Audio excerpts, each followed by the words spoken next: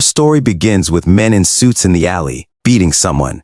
Our protagonist is badly injured but still has cigarettes in his mouth. Park Kang-tae told the men that it hurts so much, but one of the men just told him that he'll give him some time to smoke his last cigarette. So he grabbed his lighter to light up his cigarette while thanking the man very much. The lighter released a fire and he started smoking his cigar. The man told the bald man to send off his brother easily in one shot, to which the bald man agreed. Then the bald man apologized to him, but he just spat out his cigar and told the bald man that he knows they are just doing what they are told to do. He knows that his life has been full of anger and despair, and he is still attached to it. Boxing was everything to him, and he had everything like height, punching power, and star quality.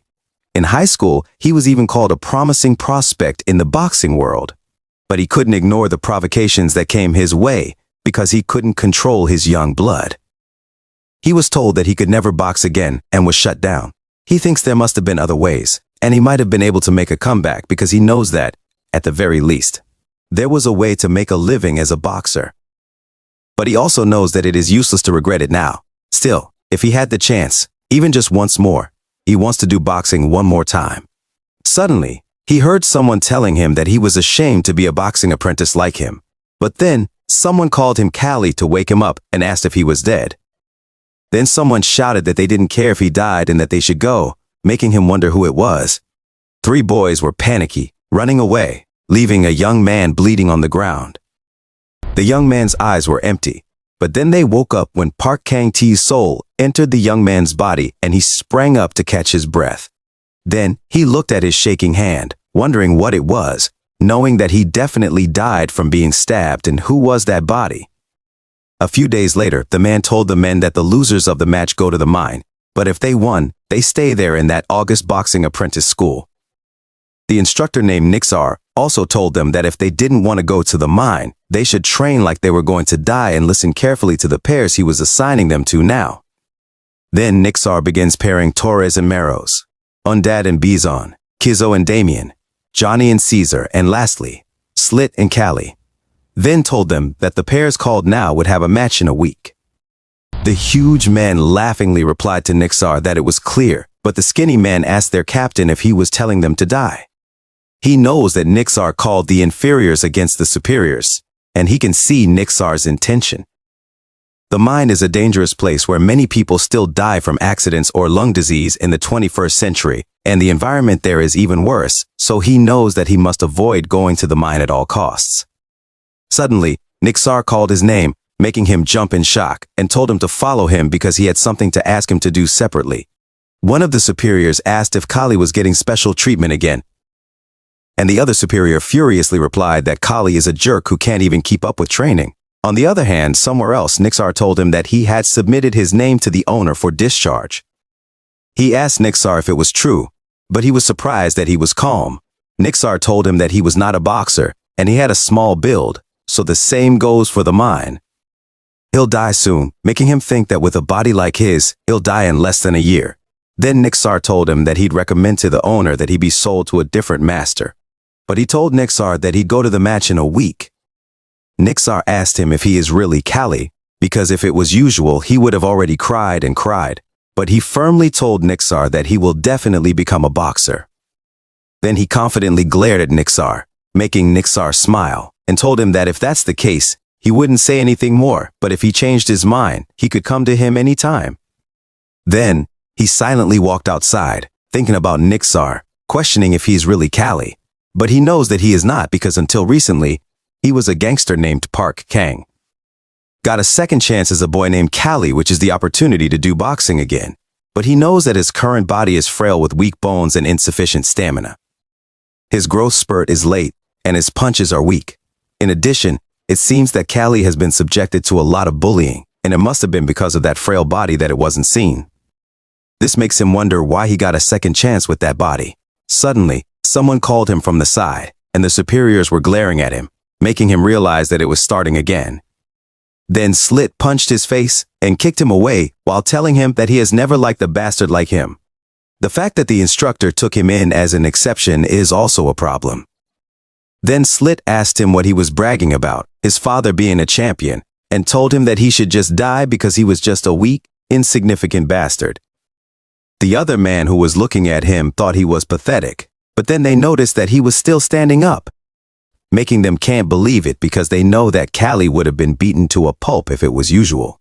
While he was wondering how pathetic the owner of his body must have been, Slit teasingly told him that he only had to look at his face for a week, but he agreed and jokingly told Slit that it was because he was going to be dragged to the mine. This made Slit angry and he launched his fist to punch him again. He was stunned, realizing it was a massive fist, and with his current body, it was impossible to dodge it. He wondered how he could dodge it, but then he was surprised to see the fist slowly approaching him. Seeing it coming, he managed to dodge the punch in time, and he wondered if he had truly dodged it. The man who was observing them was also surprised and wondered what was happening. Slit became even more furious because he had avoided his attack and launched his fist once again. It was clear that he could see the trajectory of the fist, so he dodged the attack once more and skillfully avoided other attacks while getting closer to Slit, as he could also see when the guard was down. Then he punched Slit's chest, making Slit stumble back, and the other superiors were shocked. But Slit grabbed his shirt and aimed for him, angrily calling him a weakling, then launched his fist toward his face, hitting him hard. After this, the superiors walked away with Slit, telling him that nobody liked him being cocky. The man who had been watching them from the start observed for a while and then turned around to leave, leaving him alone on the ground, badly injured. However, he smiled and laughed heartily. He wondered why he hadn't noticed until now that something as important as body weight in boxing was eye-hand coordination and reflexes. The hand-eye coordination that can see every grain of sand that falls and follows its movement, and the reflexes that dodge all the punches. He knew he had a pretty useful corner, and swore that he was not going to the mine because he would win and survive. 20 years ago, there was a rising revolt of the armored gladiators, and it was a challenging situation that even regular troops struggled to cope with. The kingdom, which had barely suppressed the rebellion, later abolished the slave gladiator system, and that's how fighters were born. He found out that in this world, the audience only took pleasure in fights where opponents were destroyed with fists. Moreover, his current body made it easy for him to get injured. A man told him that if he was already exhausted, he could run slowly, but he replied with a cough, insisting that he was fine. He knew that he had to do everything to survive because in that place, lacking strength meant certain death. Moments later, Nixar shouted to them that it was over and they should stop. This left him catching his breath in exhaustion, feeling frustrated, knowing that he could run better when he was drinking alcohol or smoking. On the other hand, Nixar, who observed him, wondered how the kid who always lagged behind was now in the middle of the pack. If Callie had been like this before, they wouldn't have let him go, making Nixar wonder what had happened to Callie. Then Nixar overheard one of the men asking his friend why Callie had run with all his might today after getting beaten up. The friend inquired back if he thought Callie was acting a bit strange after his head got hurt. Nixar asked them what they meant by Callie's head getting hurt, leaving the two men shocked. He inquired further if Callie got beaten by another group, and the men replied that they believed Callie got beaten harder than usual. They thought Callie was dead because he was bleeding from the head, nose, and more. Nixar wondered if it was changing Callie because he felt the specter of death. He knew they needed to wait and see a little longer, so he ordered the men to run 50 more laps, to which they immediately replied yes. In the afternoon, during individual training, Callie noticed that everyone was working hard to avoid going to the mine. He realized he had to work just as hard, but he understood that the training was ineffective. It was impossible for him to inflict significant damage with his current body. He knew he had to aim for a crucial area like the jaw, because a well-placed jaw hit could shake the skull and make opponents fall. He needed to perfect his aim for the jaw. A man asked him what he was doing, and he replied that he was in the middle of training. The man questioned why he wasn't training like the others in their training camp. Callie suggested they train in a different style, similar to what they did in their training camp. The man called him cheeky and reminded him that they had been fighters even before he was born, so there was no value in ignoring the veterans. Callie knew that, in that place, boxing was of the slugger type, much like a heavyweight fight in his world. He used to train with that style, but regular training wouldn't help his current body. The man told him to pick up the log and repeat it again and again, but then someone grabbed the man's shoulder and asked him to wait a minute. Then, Nixar asked Kelly if he was learning it from his father, to which he nodded in agreement. Nixar told him that if that was the case, he could use that style in their training camp, and if it was the champion style of training, there was something to learn from it. Then Nixar told him that he could keep that, and he agreed. Nixar thinks Kaviron is a champion, but he wasn't a boxer, and he wonders if Kaviron teaches Callie any other training methods. He also thinks that Callie must have changed after that day, and now Callie feels different. When the sun was about to set, he leaned against the tree tiredly, realizing that he couldn't handle it because he was weak. Then his stomach growled, making him feel hungry, and he craved something sweet.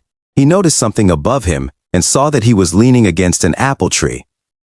He bit into one of the apples and exclaimed that he felt alive. But then someone asked him what he was doing there, and he was surprised to see a noble lady looking at him. He tried to say something, but he was too nervous. The lady told him that if he didn't have an explanation, he should pick an apple for her and come down because she wanted to eat one too. He immediately climbed down and gave her an apple. She took a bite and praised him, then asked him if he wasn't a slave in the training camp and if he didn't know that it was a noble family garden. She reminded him that if he got caught, he would be punished.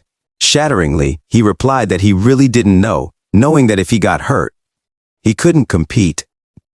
She smiled and introduced herself as Azalea Aegist, and her father was Baron Gadolf Aegist, who is his master. She ordered him to say his name, and he replied that he was Kali. She told him that she'd pretend she didn't see what he was doing today because he gave her that apple, but if he got caught again, she'd swing the whip herself.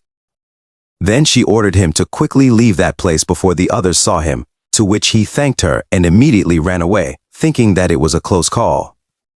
Azalea watched him running away and noticed that he was small and looked weak for a boxing.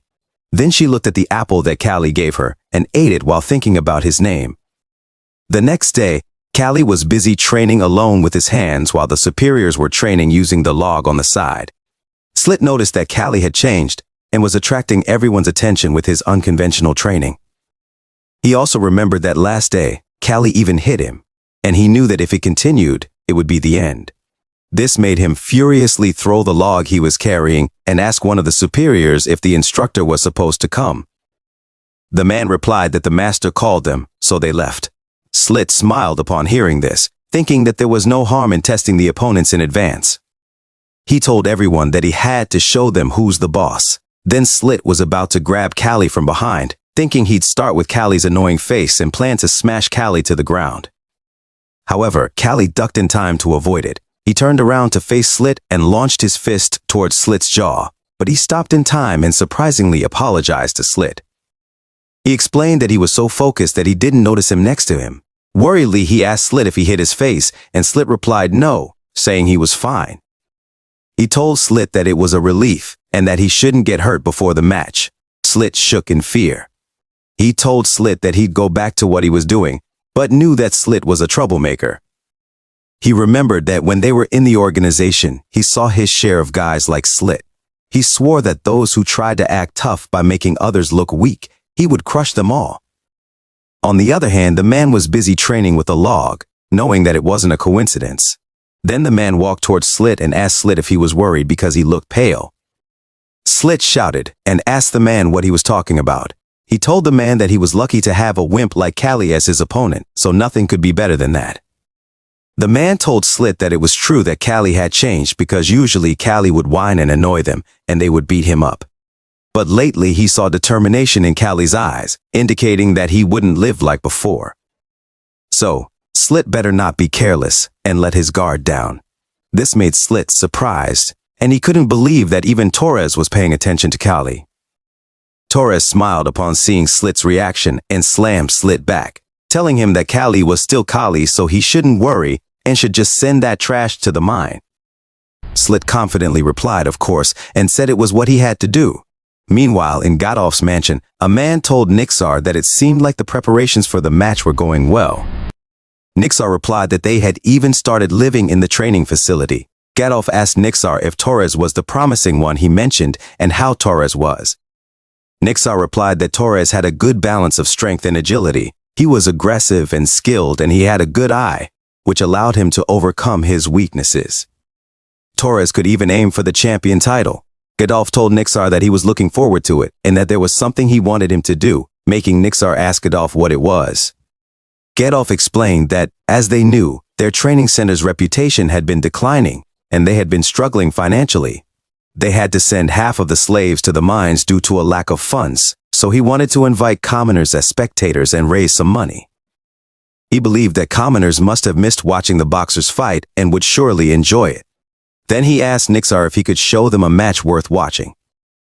Nixar replied that he could, all while thinking that Gadolf was his master, but he considered Gadolf incompetent. Nixar knew that the reason the training center's reputation had fallen in the first place was due to Gadolf August Baron's greed. Gadolf had been running the training center for 15 years, and for the first 5 years, he was able to maintain it with the boxers he inherited from his ancestors. However, for the next 10 years, he forced them to fight too much and they died out. August's territory was barren and had little farmland, so he had been relying on the training center's income to support his family. But now, it was not enough either. Nixar thought about how things might have been different if Gadolf hadn't sent young boxers to the Kingdom boxing tournament 2 years ago. Then he remembered a man who had promised him that he would definitely win. But that man had died, making him frustrated. He thought that if Gadolf hadn't done it, the training center might have had a chance to rise again. Azalea told her father that she wanted to watch the match too, and asked if he could prepare one more seat for her. Gadolf asked her what it was for, and questioned whether she had not said she hated it because it was barbaric. She replied that sometimes she thought barbaric things were okay too. Nixar warned Azalea that it might be too stimulating for her, but she insisted that's stimulating. Gadolf chuckled and told his daughter that she really wanted to see it badly. She was not usually interested in fights like these, but she wanted to see for herself how Kali fought. The day of the match arrived, and Kali entered the place, fixing his hand bandage, thinking that finally the time had come. A moment later, someone raised a hand in the air, and the people cheered loudly. Torres thought it was easy, and the match ended. On the other hand, up top, Nixar and Gadolf were watching. Gadolf told Nixar that it was a great fight and instructed him to train Torres well and make him a champion in just 1 year, to which Nixar agreed.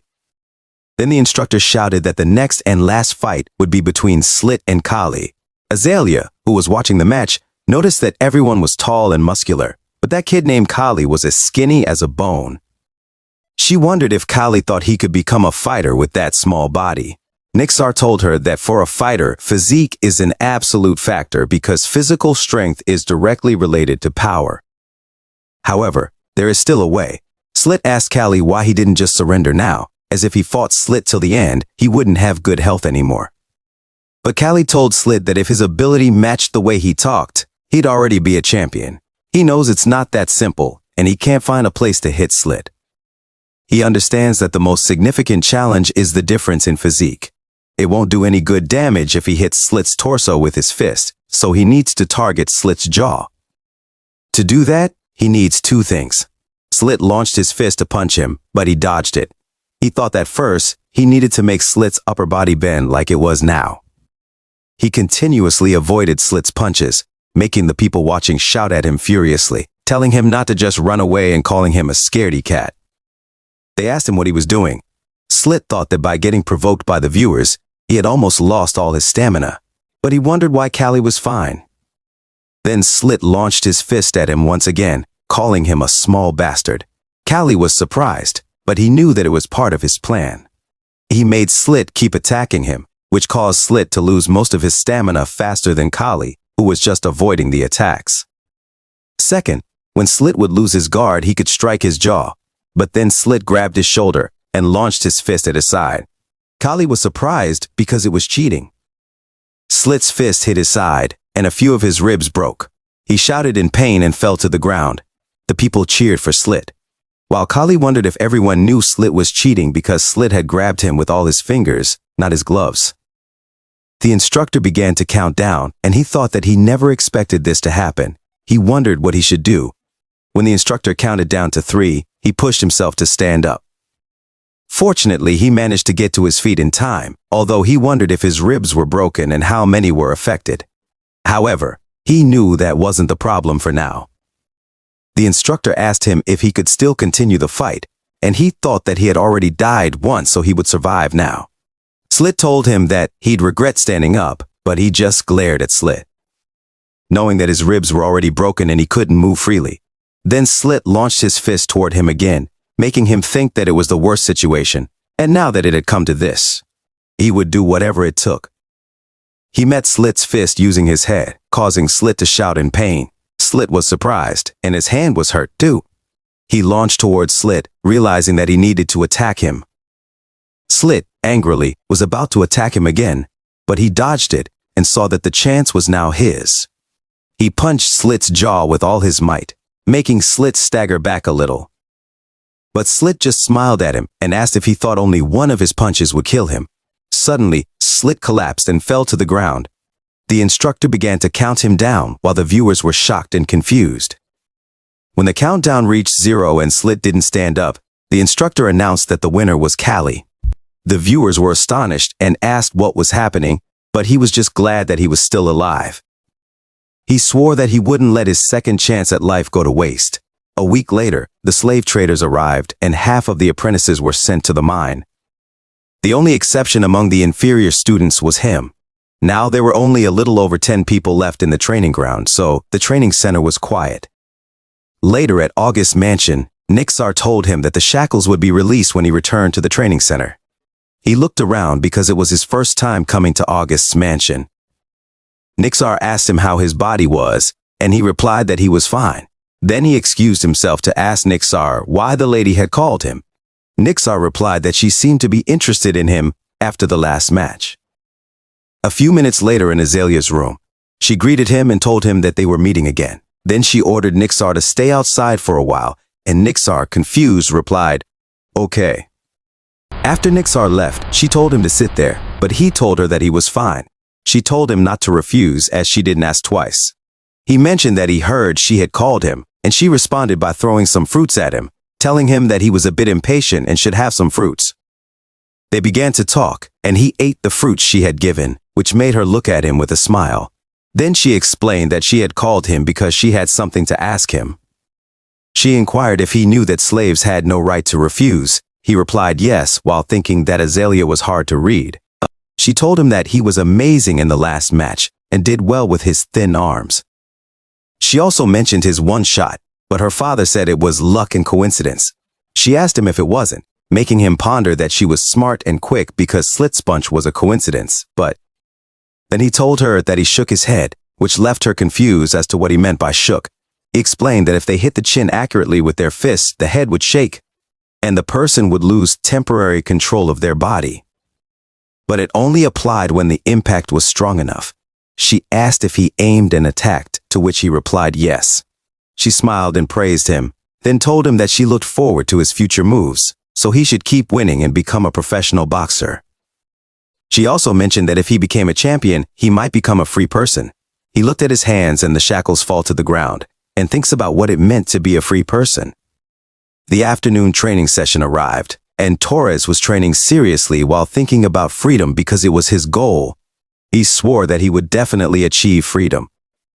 When Torres was 14 years old, Nixar told him that he would become strong enough. Otherwise, Nixar wouldn't have brought him from being a farmhand. He also had a natural physique and fighting spirit, so he should work hard to become a champion and a free person. He threw the log on the ground while thinking that he used to dislike guys like Callie who did pathetic things every day without a goal. However, when Callie suddenly changed, beats lit, and survived, he realized that they never know what will happen in the world. Then someone told him that lately Callie was acting up and they should teach him a lesson. Because of cowardly Callie, Slit had to go to the mine. A man named Kijo, with the nickname Mantis, told Torres that they should go beat up Callie.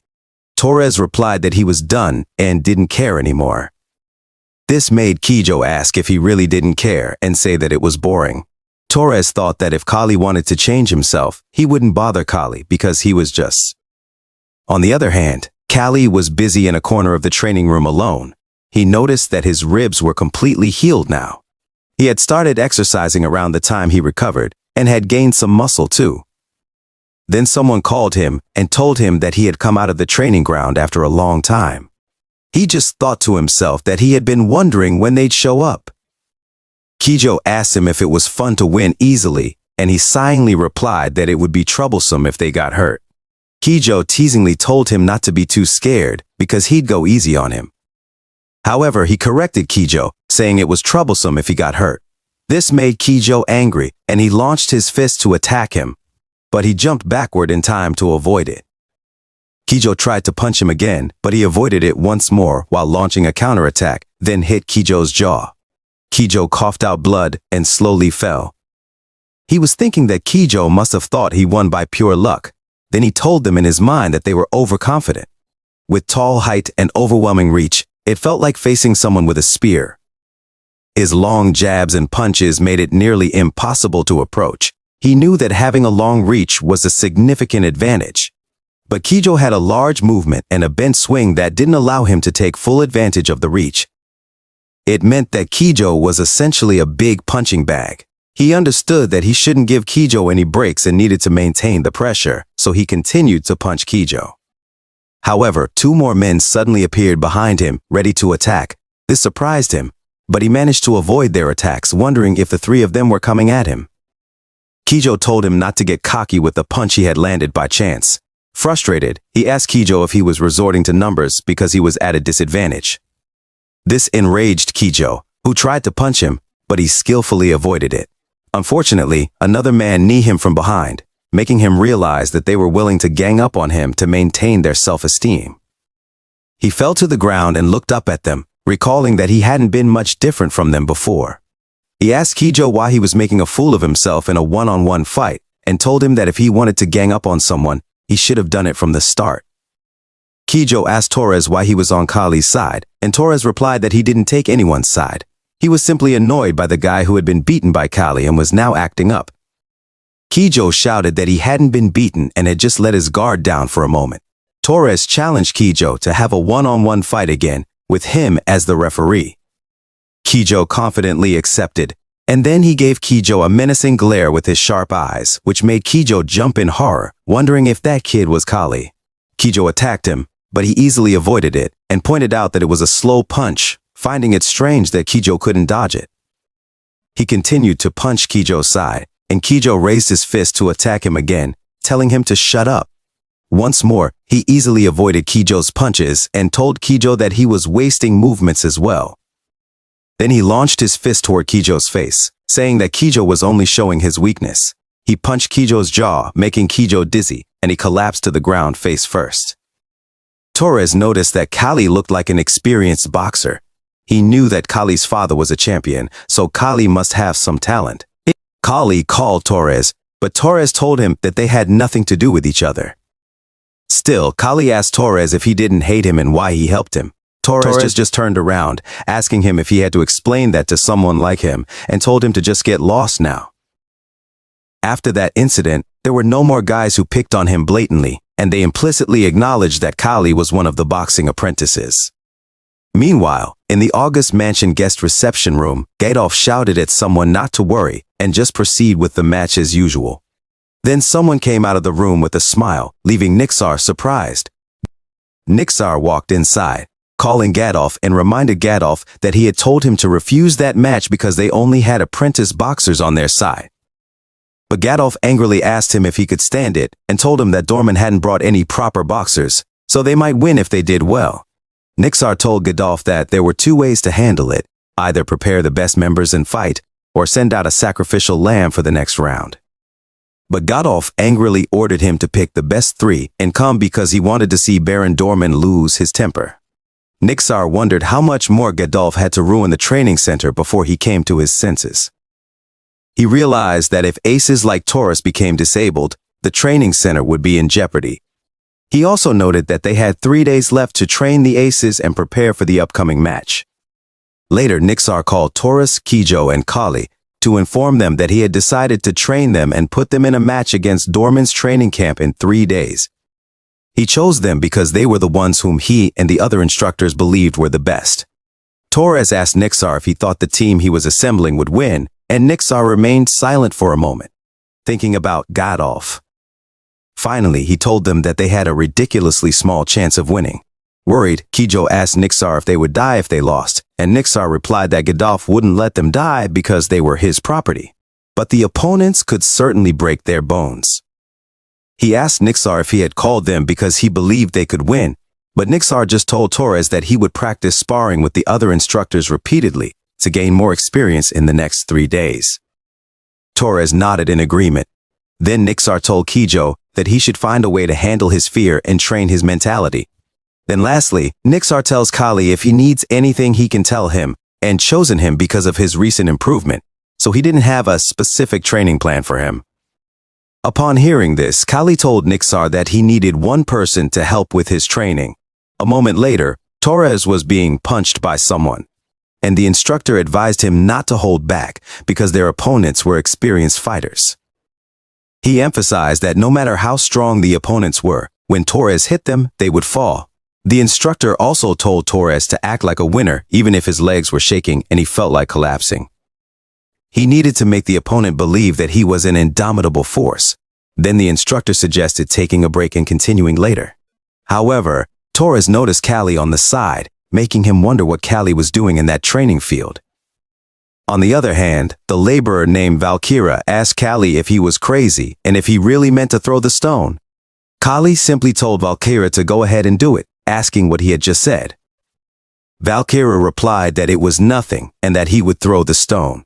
Valkyra threw the stone at Kali, but Kali easily avoided it, causing the stone to hit the wall instead. Kali understood that it was a hit-or-miss situation, one of the key aspects of modern boxing. He knew that no matter how hard he trained in 3 days, there was no way he could gain muscles. Therefore, he planned to focus on training his footwork, weaving and refining all of his reflexes, as they were his most critical weapons now. A moment later, he caught the stone that was being thrown at him while praising Valkyra for doing a good job. He told him that the training was over for the day, thinking that sharpening his body's reflexes was also a form of training for boxers.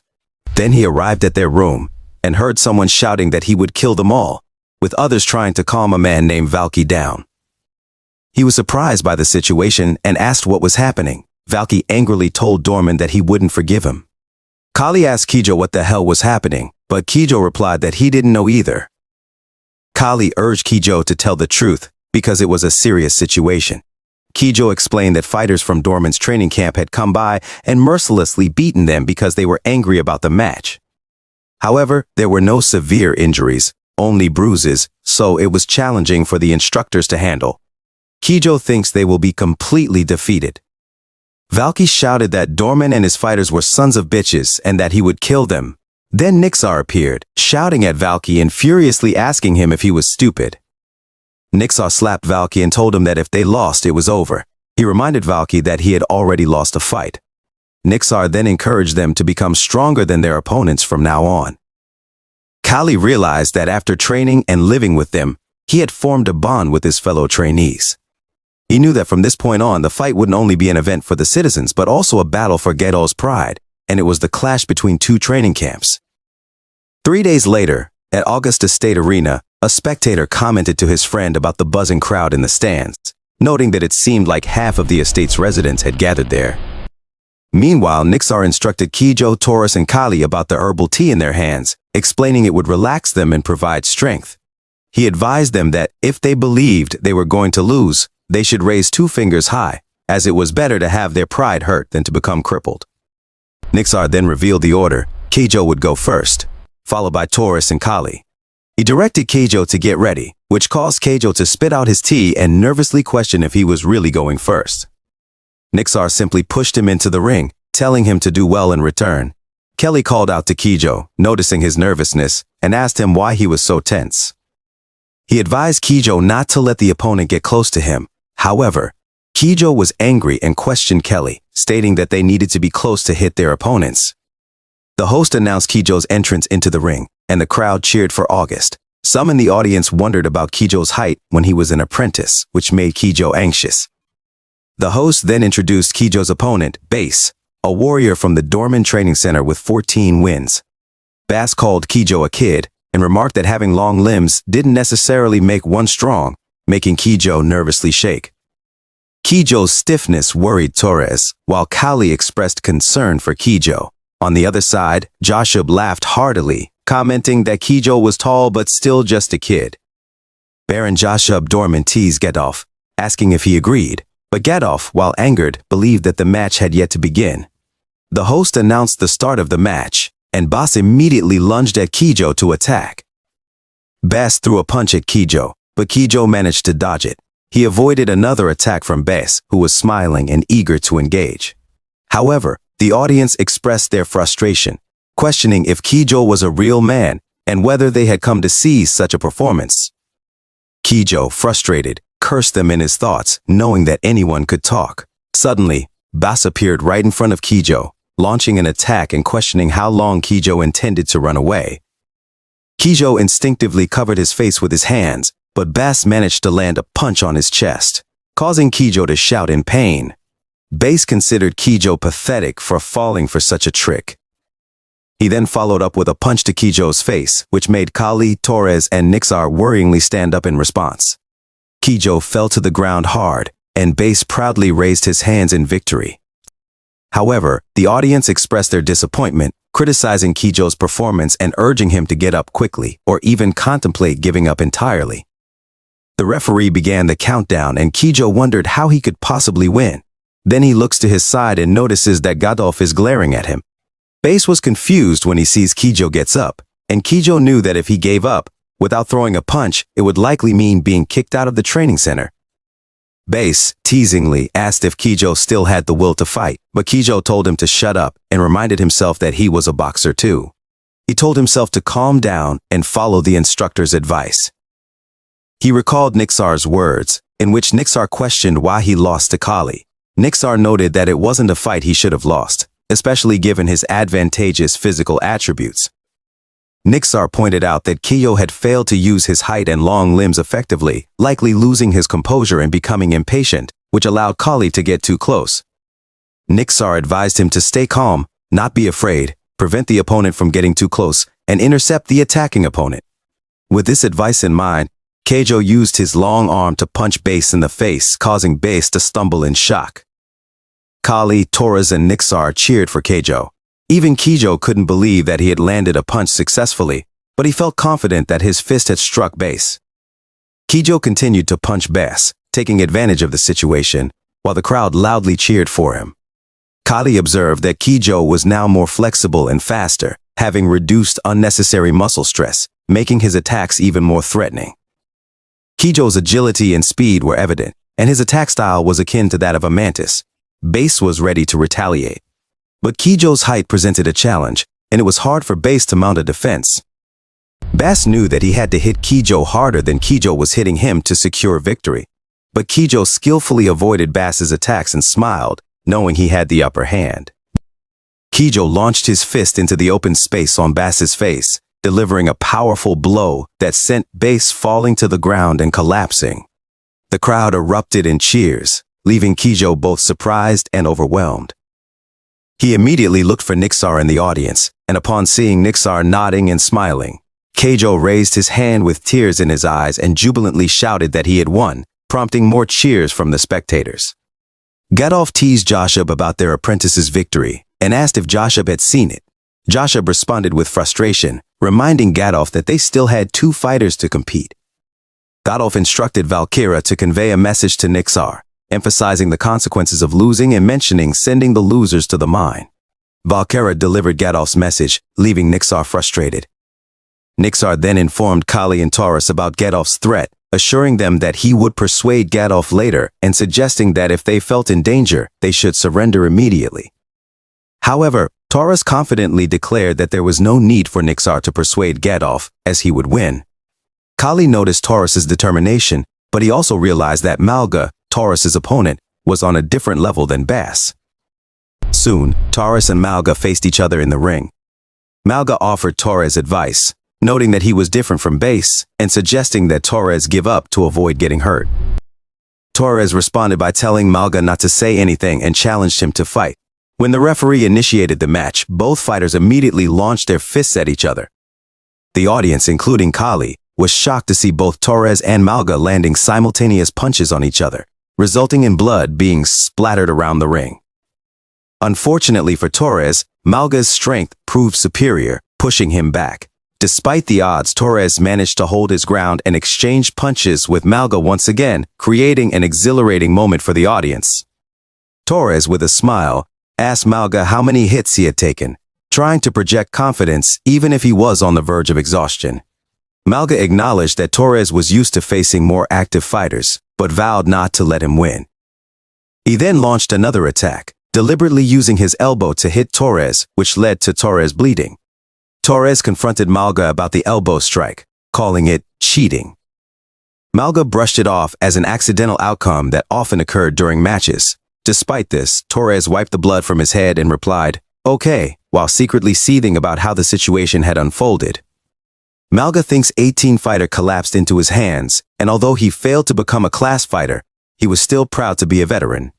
But Torres was only an apprentice fighter, making him wonder, why isn't Torres going down while Torres attacked him? The audience happily cheered and shouted that Torres was no different from a wild boar. Callie knows that Torres is barbaric, but is incredibly strong, and noticed that the level between Torres and Manga are different. Torres launched his fist toward falling Manga and hit him in the face hard, making Manga blood spread out everywhere, and his few teeth were pulled out. Then Manga collapsed on the ground, and he defeated Manga. Nixar praised Torres for his good work and told him that it was a great game. Also, it met the audience's expectations, but Torres just catches his breath in exhaustion and pain.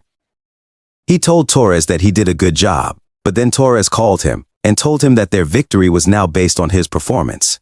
He replied, of course, and confidently told Torres that he'd ended and come back. Then the host told everyone that the last fighter from Dorman training camp and the fighter with 11 victories named Burrito entered the stage, and the fighter from Aegis named Callie entered the stage. The audience disappointedly encouraged him that he wouldn't win and their house was bigger than him. But Valkyra cheeringly told him that they should win it, and Valkyra was surprised by his words too, so he covered his mouth without realizing that Azalea heard him.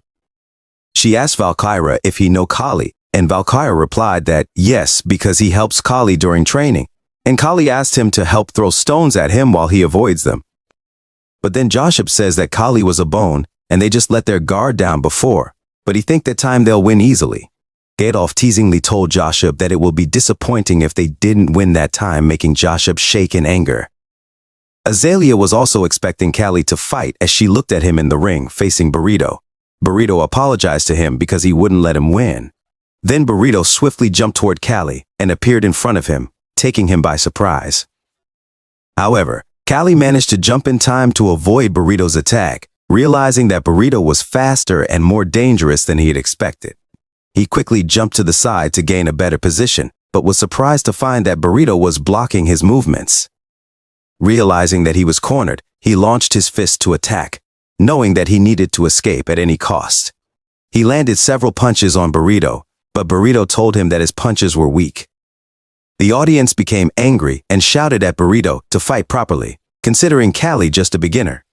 They questioned why he wasn't using his fists, especially as a fighter with 11 wins. Burrito glanced at the audience silently, but then Callie teasingly reminded him that he wouldn't let him win, so he better use his fists properly.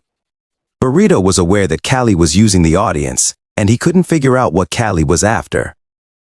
However, he was determined to crush him and launched an attack. He glared at Burrito's fist, knowing that an attack was imminent. He successfully dodged Burrito's first attack, then the second, and even the third, leaving the audience shocked and Burrito confused, wondering if Callie was truly just an apprentice with such sharpened senses. Meanwhile, Joshua was furious, calling Burrito a punk, and wondering how Burrito couldn't land a single punch on Callie, who was just a skinny apprentice fighter. Azalea smiled, knowing that Callie was different from the typical apprentice fighter, silently urging him to show everyone that he was indeed unique among the fighters. Burrito was angry and attacked him again, but he noticed that Burrito always used the right jab, so he easily and quickly avoided it. Then he saw that Burrito's next attack was a left hook and a right uppercut, and he avoided all of them. He remembered Valkyra asking him why he was avoiding these punches, but he asked Valkyra if he wanted him to get hit all the time. He told him to look at his body and explained that if he got hit by those punches, he'd break into pieces. Valkyra told him that it wasn't what he meant. He explained that in the end, if he didn't punch his opponent, he wouldn't win. He explained to Valkyra that he would avoid the punches while waiting for the perfect time.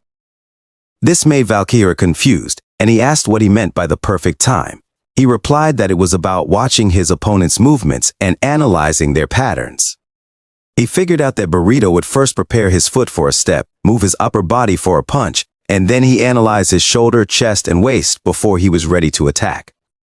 He didn't know if his fragile body could endure the hit, but he was confident that his experience and body sense could help him win. Then he punched Burrito in the face, making Burrito's nose bleed. He followed it with a punch to Burrito's cheek, not giving Burrito a chance to recover. The audience Nixar and the masters couldn't believe that he had hit Burrito for the second time.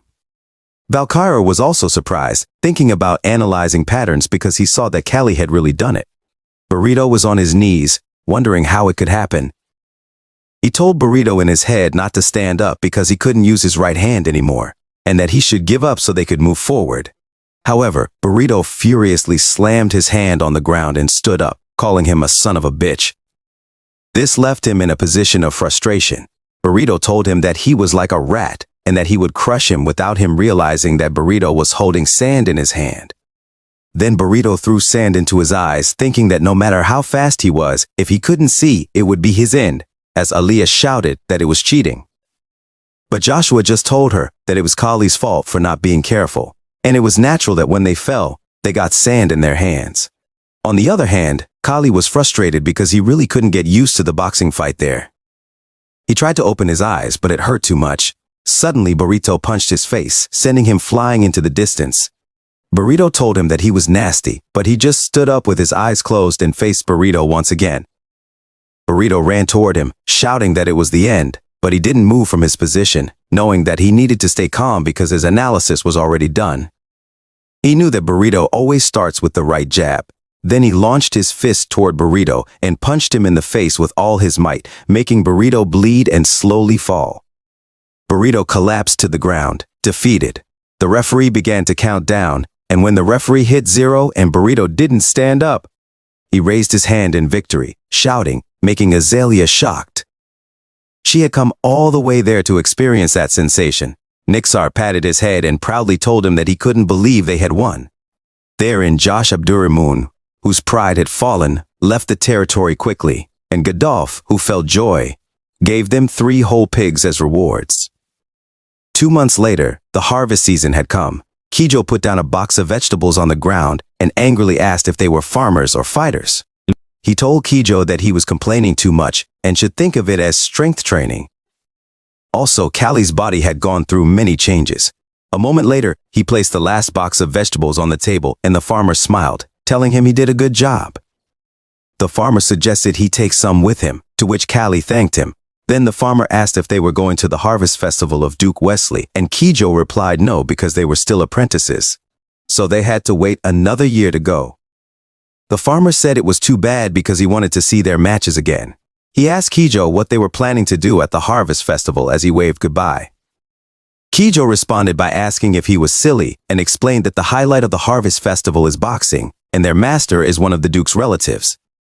Kijo further mentioned that Dorman and August were competing under his sponsorship, with Dorman currently having the upper hand. He pretended to remember, but Kijo teasingly asked him if he'd been hit on the head hard before. Kali then glanced back at the mansion, realizing it had been a year. Meanwhile, in August's mansion reception room, Nixar tried to persuade Gadolf to give him 1 more year. He told Gadolf that the last match was well prepared, but that he was lucky. Gadolf, in response, mentioned that a letter had arrived from the Duke's house, and they must have heard about their last victory. The Duke wanted to see the 3 apprentices, and if they refused, it wouldn't be good for them. Nixar understood that Duke Wesley was one of the 5 dukes in the kingdom, and they couldn't possibly refuse. He replied, "I understand." Gadolf told him that they would depart for the Duke's house with an escort the day after tomorrow, so they should get ready. From now on, those 3 were official boxers, so he should mark them. A moment later, Kali felt that the mark on his shoulder was still sore, but as long as he could box, it didn't matter.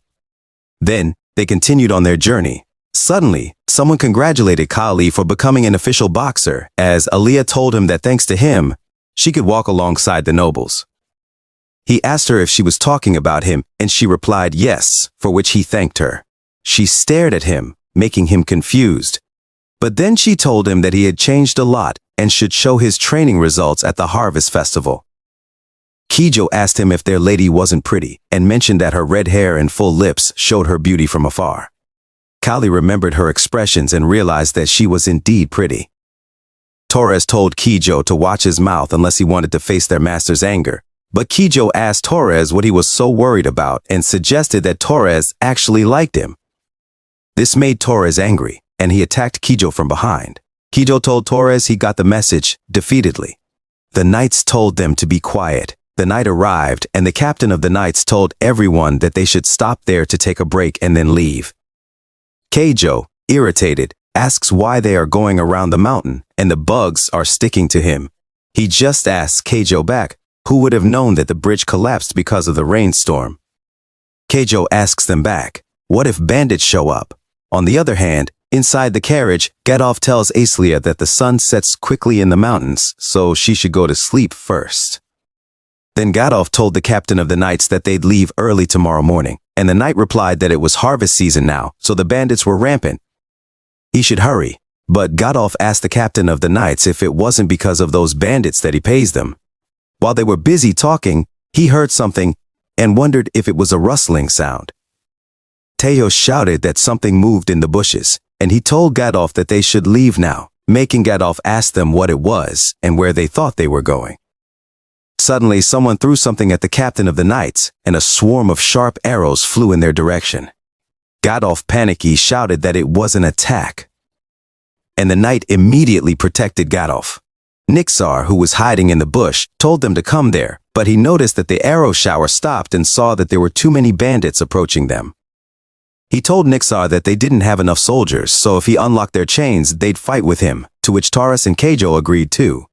Nixar got the key to their chains and freed them while telling them to only subdue the ones who approached them, and protecting Gadolf and the lady is their priority. Suddenly, one of the bandits attacked Kijo with a sword while shouting that he found them. Unfortunately, he blocked it in time with the chain on his wrist and punched the man in the face. He told them not to just stand there and they should go. Torres wrapped the chain around his arm while saying that Kali was a crazy bastard, and Kijo told Torres that Kali was definitely not an ordinary guy. On the other hand, he was running fast toward the carriage, knowing that he had to find Gadolf and Aelia. The knights grabbed Gadolf, who was trying to free himself from them, but the knight told him that they had to go quickly, making him realize that Gadolf is safe. But then Gadolf shouted that Aelia was still in the carriage, making him surprised and immediately run toward it. But he noticed that one of the bandits was already approaching it, so he shouted to the man to stop. The man just smiled at him and swung the sword at him. Fortunately, he blocked it using the chain on his arm. But he still got thrown to the ground hard, realizing that the man had strong power. Then the man opened the carriage door, making Aelia surprised and shout in fear, which he heard. Then the man came out of the carriage, holding a collapsed Aelia in his hand. When he saw Aelia didn't move, he shouted and wordly called her name. Then the man ran away speedily while holding Aelia. Gadolf asked the knights what they were doing and ordered them to help Aelia. However, the knight didn't move and told Gadolf that he'd be back in a bit. A few minutes later, the man ran toward the cliff while he was telling him to stop and that there was nowhere else to go. The man put down Aelia while telling him that he looked like a slave and pointed the sword at him while asking if he wanted to come with them. He just asked the man why he would point a sword at him when recruiting him and told the man that if he comes with him, would end up doing nothing more than banditry. The man positioned himself and told him that it was the end of the story. He noticed that it was a train move and asked the man if he was a gladiator. The man jumped toward him to attack him while telling him that he was a gladiator with 42 wins. He knew that it was impossible to fight the man head on, making him wonder if he should fight him or pass him. The man swung his blade at him, but he jumped back in time to avoid it. Then he speedily ran toward Aelia, making the man surprised. But he just grabbed Aelia from ground and told the man that he felt sorry for him because he had no intention of fighting while jumping off the cliff with Aelia. Then they fell into the ocean, leaving the man alone looking at them.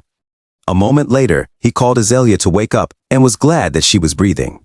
She slowly opened her eyes and sat up in shock, making him glad that she had regained consciousness. He asked her if she was all right.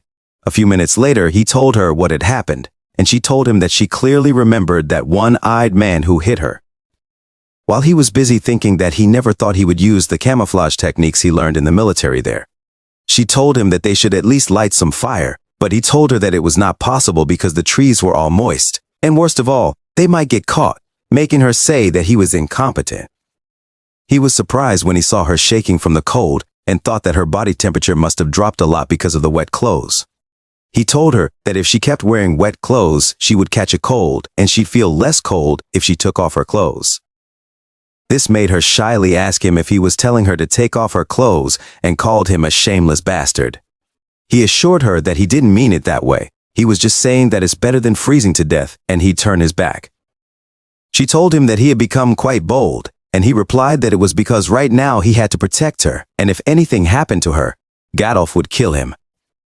She told him not to look back, and that she'd kill him if he turned around, to which he agreed. The truth was his head was spinning as he heard her taking off her clothes. Then he asked her if she was feeling less cold, but she still shivered from the cold. She noticed that even though he was freezing, he could see his lips turning blue and his body was shaking with cold.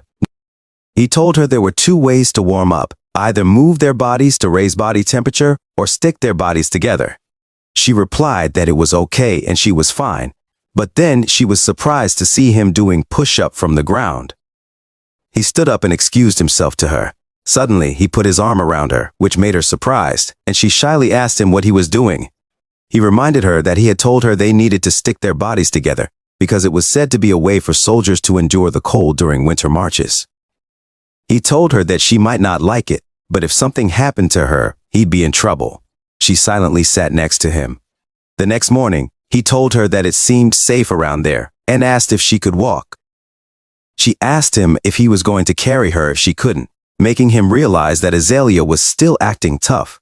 Suddenly, her stomach growled with hunger, and she shyly said she couldn't help it because she hadn't eaten anything since last night. Later, near the river, he asked her if she'd like to have some. Then he cut the raw fish he had caught in the river and gave her a piece of its meat. At first, she felt disgusted, but when she tasted it, her expression changed. After that, they continued to walk, and he told her that if they headed upstream, they'd be able to rejoin their group. She asked him what if they encountered the bandits first, but he told her to leave it to luck, making her say that it was irresponsible. He assured her that he always did his best, and after all, he was just wishing her luck. She thought that Callie was not like a slave or a typical boy. He was enigmatic and seemed to learn things in his unique way. She shyly told him that the more she knew him, the more mysterious he became. Meanwhile, a man was furious because he was trying to secure the ransom, but that little bastard appeared. He swore that he'd kill him if he saw him again. Suddenly, the man heard footsteps from behind, and he immediately stood up upon hearing someone saying that they would meet the soldiers soon. Then the man opened the grass in front of him and saw Azalea, telling Callie that it was the third time she had heard that sound. The man thought it was a heaven-sent opportunity. Callie and Azalea were surprised when they heard someone saying that they said even tigers would come if they told them to. The man told Callie that it was really nice to meet him. He faced the man to protect Azalea, and the man asked him if he was planning to fight him without even a weapon, calling him a laughable bastard. The man was surprised to hear the man tell him that he'd kill him and take that special prize. Then the man asked Azalea why she didn't have a chat with him before he sold her, making her shake in fear. He told the man that he was dreaming too high and asked him who said he was going to let him take her. He thought that the chains had floated away when he fell into the river, so depending on them was impossible for him. The man teasingly called him a little boy and told him that they should cut him down first. Then the man swung his sword toward him, and fortunately, he avoided it, but it cut his hair and his clothes. The man told him that he was fast and teasingly asked him how long he could avoid it. Then the man continuously attacked him with the sword, and he continuously avoided the strikes. However, when the man turned his body around, he didn't dodge the man's kick because he didn't expect it, and he slammed onto the ground hard, making his Alia wordly shout to him to watch out. He was surprised that the sword was near his face, but luckily he rolled to the side in time to avoid it, and he immediately stood up. He realized that the sword had high killing power and long range, but he already knew about the law of destruction. He knew that against a player with long arms, guns, and knives, if he wanted to win with his bare hands, he had no choice but to move forward. The man teasingly told him that he understood that he was sticking his neck out. But Azalea knew that the man was wrong. The man swung his sword at him, but he speedily jumped to the man's side to avoid the attack and found an open space. He then punched the man's side, making the man growl in pain. The man swung his blade toward him in anger while shouting that they should take it to the end. He jumped backward to avoid it, knowing that what he needed now was the courage to face the blade, and his nose was lightly cut by the sword. He also knows that he needs determination to move forward. The man once again slashes in his direction, but he jumps to the side, and the man notices that he is aiming for his blind spot. Then he punches the man in the jaw, making the man cough up blood. Straight away, he grabs the man's shoulder and slams him hard on the ground, making the man shout in pain. He doesn't stop and punches the man in the face, elbows the man, and continuously punches him until he's exhausted and can't move anymore. He leans against a nearby tree while the man is badly beaten near another tree. The man still tries to grab his sword next to him and furiously swears that he'd definitely kill Callie. Then a shadow appears in front of the man and grabs his sword, making the man panic. As Alia lifts the sword and says that the man tried to disgrace her, and then she stabs the man with the sword, leaving Callie surprised. Shakingly, she tells him that even killing the man 100 times is not enough, which leaves him stunned and realizing that his alias is not normal either. After dealing with the boss, they were found by the rescue team and were able to return safely. Nixar, who was applying ointment to his cut, told him that he was lucky because if he had cut a little higher, he would have been blind. He teasingly told Nixar that he looked more manly and nice. Suddenly, someone called him, and Gedolf thanked him for saving his daughter. He couldn't believe that Gedolf was thanking a slave, and he replied that it was his duty. Gedolf told him to sit down and rest, and made it clear that it was an order because he deserved it, and had the right to do so. Then Gedolf angrily says that those pathetic knights don't know what even a young slave knows, while glaring at the knights behind him. Gedolf then tells him that it's amazing that he fought and won against a gladiator. He asks if he has any secrets, and he replies that it helps to look weak because they always underestimate him. They rescued Azalea from the bandits and earned their loyalty. They were able to ride in a carriage, and finally, they arrived at the Wesley Duchy. Duke Wesley cheerfully told Gedolf that it had been a long time since they had seen each other, and that they had traveled a long way. Gedolf thanked Wesley. Wesley noticed that Azalea was there too, and told her that she had become a lady who looked just like her mother. She replied that she was honored that he remembered her while he stood behind her. Before that, she told him that one of the servants was sick in bed, so he'd have to serve instead. He was the best fit because the others had ugly faces and bulky bodies that couldn't be made into servants. A minute later, the nobles were sitting at a long table. Wesley asked Gedolf if it was true that August won all 3 matches in the last boxing match, and told him that he heard they were all apprentices. Gedolf replied that it was embarrassing and those apprentices were now official boxers. Then the nobles began to chat with each other, making Azalea feel left out and sigh in boredom. Then she whispered something to her father and ordered Kali to follow her, making him surprised but replying with a yes. Later, they were out on the street and she said that she thought she was going to suffocate and die. She told him that she didn't want to come in the first place, so they should let them talk among themselves. He told her that she looked unhappy. She told him that her father is obsessed with finding her a husband and asked him if it isn't horrible to be tied down at a young age. He told her that what he thinks doesn't matter, making her sigh. Then she saw 2 candies and gave one to him, asking if he had never tasted it before, making him realize that he hadn't eaten anything sweet except fruits since he came to that world. He put the lollipop in his mouth and told her that it was delicious. She beautifully reminds him that she told him, and he shyly replies with a yes.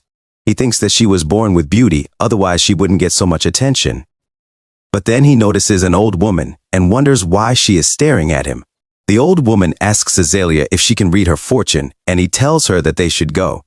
But she replies no, because it sounds fun, and she has never had her fortune read before, so they should go see it. Then they follow the old woman, who is laughing and telling her that she'd give her a cheap price. Azalea looks around and excitedly says that it's the gypsy tent she had only heard of. While he is busy wondering what the old woman is up to, The old woman tells Azalea that her life is not sailing smoothly, and there will be many twists and turns. She replies that it's good, and it would be boring if her life were like everyone else's. Then she also tells the old woman to look at her marriage or love fortune too, making Kali realize that whether it's there or on Earth, fortune-telling can drive people crazy. The old woman tells her that her partner might be close by, but she won't be able to have the love that everyone blesses her with, making her blush and leaving Kali confused. Then the old woman offers to read that boy's fortune for her as a service. He initially replies no and says he's fine. She tells him not to be cold and that it's for free. Also, he has nothing to lose, so he sits down, and the old woman begins to read his fortune using the crystal ball. The old woman sighs and tells him that he has come from very far away, from a place that people there can't even imagine, making him surprised. He asks the old woman where he came from. The old woman replies that she doesn't know it and she just says what she sees. Azalea asks the old woman what she sees, and she replies that she sees a metal that flies in the sky, a carriage that moves without a horse, and a human inside a box. He stands up in shock, wondering what the old woman is saying and if she sees a glimpse of his past. The old woman told him that there was an unusual energy hanging over him, and he seemed to have an angel by his side. Azalea told him that he had the fortune to become a fighter, and maybe that's why he had one so far. He told her that it was just a superstition, and if she believed it, she would be a fool. She poutingly looked at him and said she also knew that, and he should not cross the line because he was just a slave. Panicky, he apologized to her, while the old woman couldn't believe that he was just a slave because she knew that a man with that kind of energy wouldn't end up just becoming a slave. In the next 3 days, he needed to soothe Azalea's anger, and finally, he went back to the slave dorm. He thought he could train as soon as he arrived, but the knights teasingly asked him if he was a real fighter because he was a skinny guy. They told him that even his dog could be a fighter, making him wonder why these guys were picking a fight with him. He asked them if he could just go in, but one of the knights told him that he would if he crawled under his foot, while the other one laughed hard. He asked them if they had ever been hit by a fighter and told them to stop picking a fight with him. One of the knights got pissed and asked how a slave like him dared to be arrogant, then launched a spear at him. But then someone shouted at the knight to stop and asked what it was. The knights were shocked to see Wesley behind him and asked Wesley how a slave could come to a citizen's place. Wesley told them that Kali belonged to his customer, Baron Aegis, and asked them if they wanted to stain his face, leaving the knight stunned in fear. Wesley told him that when he first saw him, he didn't believe he was a fighter, and asked if he was one of the fighters who defeated Dorman's fighter. He replied yes, but he jumped in shock when Wesley touched his body and told him that his shoulder muscles were strong. Still, he didn't believe he was one of the fighters who defeated them. Then Wesley asked him what he was hiding, making him shock. But Wesley quickly smiled and apologized to him, saying he was just really excited to meet one of the fighters. Then he told him that he'd stop now before it got boring. Wesley walked away, telling him that he would see him at the match, leaving him wondering what the hell it was. Later, in the accommodation for the slaves and fighters, he was training. Thinking that when he had so many things on his mind, he expected that training was the best. He was doing a push-up with one hand, upside down. Suddenly, someone called him, and Torres teasingly asked him if it was nice to live in the castle for 3 days. He replied that he was dying of frustration. Nixar told them that the place they were standing was a big one, bigger than their previous training area. It's not only dormant slave fighters training camp, but also stray fighters, so if they were lucky they might not play, and they might be left because the round is full. Torres asked Nixar if they were on the lucky side, and Nixar replied that for now they were, but they were 100 years early to deal with the other fighters gathered there. Torres asked Nixar if he was telling him to stay still in the training camp when he was ready to win everything now. Nixar looked at Torres for seconds and sighed in frustration. Suddenly, Nixar kicked Torres in the stomach and angrily asked Torres if it was funny when they were probably going to end up dead before their debut. Then he told Torres not to joke around and explained the fact that there are many boxers who have won dozens of times in a row, which means dozens of boxers were buried underneath. So, if it's not because of the match, he'll kill them with his hands. Torres stood up and told Nixar that he'll keep it in mind and apologize to him. Nixar told them that no matter how good a fighter was, they lose focus sometimes during the match, which is why he was worried about Kijo. but Kijo shouted that he was okay. Suddenly they heard someone shout that it was an ogre and Dorman's ogre had come, making Nixar shocked and immediately turn around to look at it.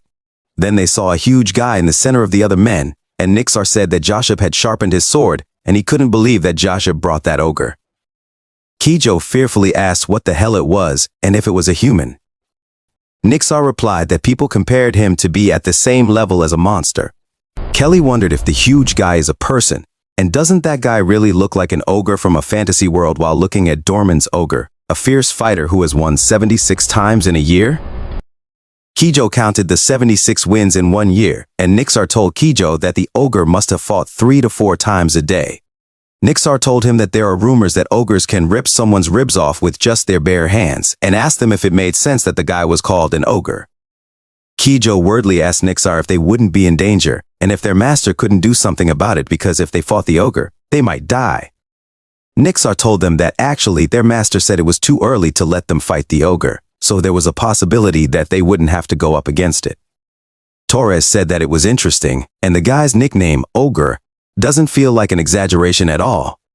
It's like they're dealing with a different species, which left Kijo stunned in fear. But then Kijo tried to laugh and asked Callie if he didn't want to fight the ogre like him. However, Callie replied that if his fist didn't touch the ogre's jaw, he'd need to make the ogre bend his body, but he wondered how. He guessed that maybe he'd lose his stamina first, but thought that hitting other parts wouldn't do much damage because the size difference was so great. Honestly, he couldn't think of a way to fight the ogre. Tejo wondered if they were crazy and if they really wanted to fight that monster. He also noticed that Kali sometimes felt different and had some barbaric side, making him think that Kali was different from an ordinary human. Later, the nobles gathered in front of the task board, and someone told them that it was the match schedule, so they should check if it was written correctly. Joshua told Godolph that it would be tough and they would meet again this time. Joshua teasingly told Godolph that everyone would give up in front of the ogre, but Godolph just laughed and told Joshua to see the match later. Nixar praised Godolph and told him that if he fell for Joshua's provocation, he would only lose his fighters. Godolph replied that he also knew it, and wondered who was crazy enough to fight a monster like the ogre, knowing the reason why Dorman Ogre is so famous. Joshua teasingly told Godolph that he was trying to give respect to the 3 fighters last time, and they would see. Nixar asked Godolph what Joshua meant and if he wanted the 3 of them to die. Godolph replied that he heard Joshua made his 3 fighters fight the ogre, so Joshua must be serious this time. But Nixar knew that it was actually a death sentence for them. Godolph asked Nixar if they didn't come there to see the match schedule, and Nixar replied yes. Then Nixar told Godolph that Torres was on the first day, Callie and Kijo were on the second day. Also, the ogre was on the first day, but he had no fight with them. Godolph told Nixar that it was a pity for the other Baron's fighter who would face the ogre, to which Nixar agreed. The first day match at Wistry Stadium had the man stunned in fear as he faced the enormous ogre. He pleaded with Ogre not to come any closer, and his fear forced him to retreat, eventually pinning himself inside the ring. In front of him stood Ogre, glaring menacingly. Ogre launched a punch to attack the man, and by sheer luck, the man ducked to evade it. But as he cautiously looked back, he saw that the ring pillar had been obliterated. Joshua scolded Ogre, calling him a troublemaker, and he had asked Ogre not to destroy the pillar.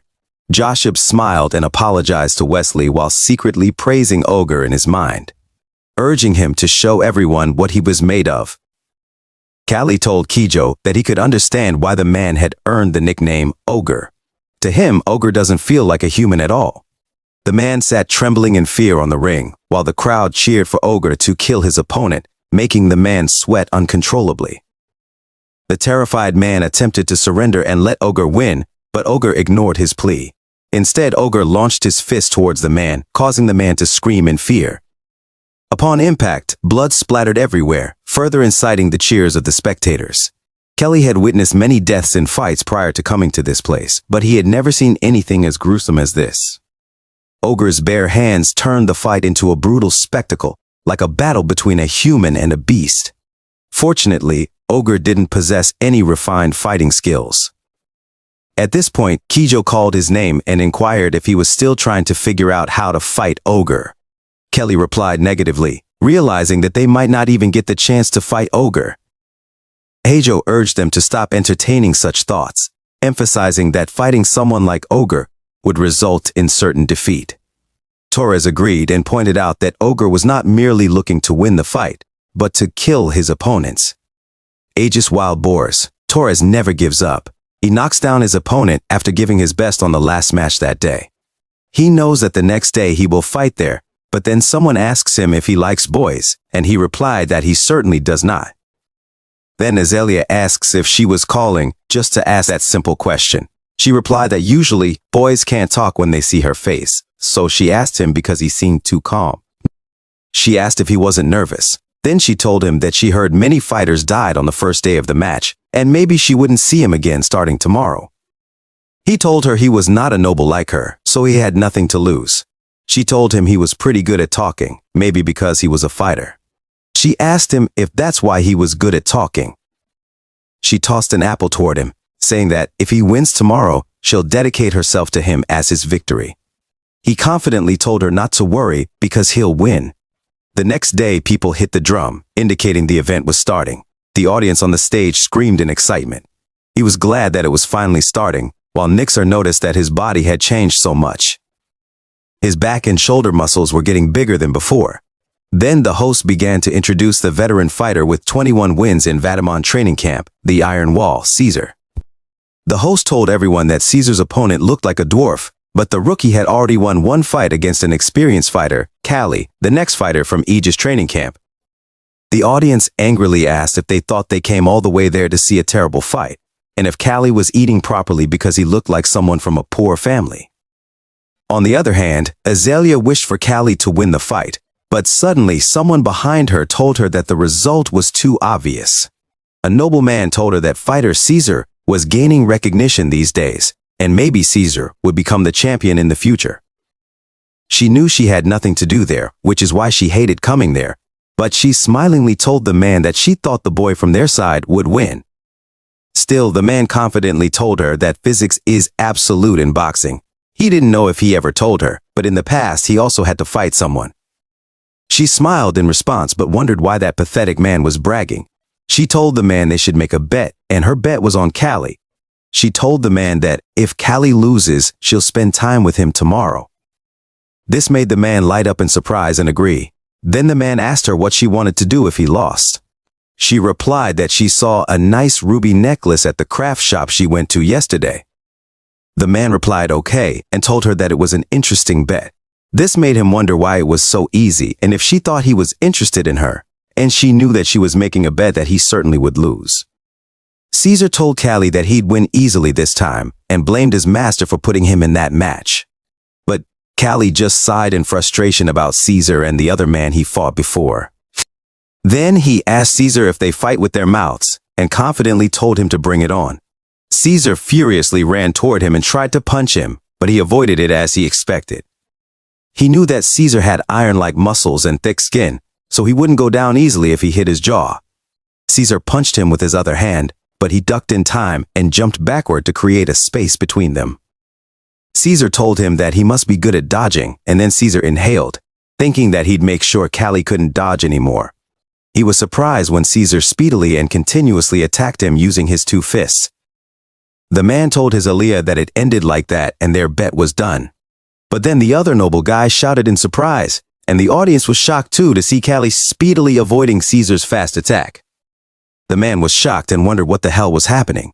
Caesar thought it was impossible, and the nobleman was surprised to hear people asking if Callie was the fighter who knocked down Dorman's fighter, and said that they heard Callie won with his eyes closed. The man asked if it was true, but Azalea just looked at Callie, smiling and humming.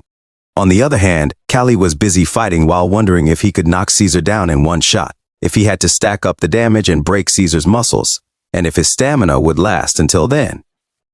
Then he noticed Caesar's back and liver. Caesar tiredly called him a brat, but he kept silent, knowing he couldn't miss that chance.